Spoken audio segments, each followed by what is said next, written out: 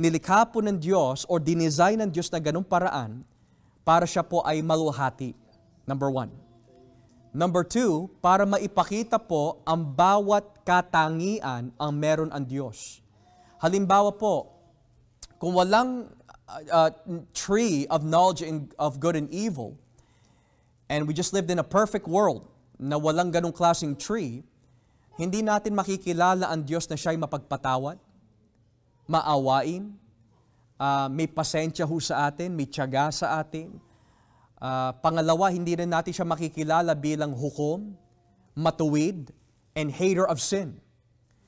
Ngayon ho, kung ang gagawin po ng Diyos is lilikha po siya ng isang universe na ang lahat ng tao ay mauhulog sa impyerno, hindi natin makikita yung kanyang pag-ibig, pagmamahal, and etc.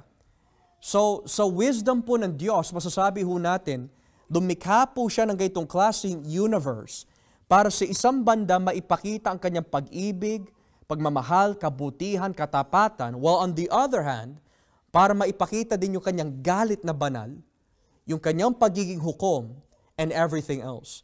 So this is the type of universe that God created perfectly in the sense para lang maipakita ang kanyang mga attributes or katangian.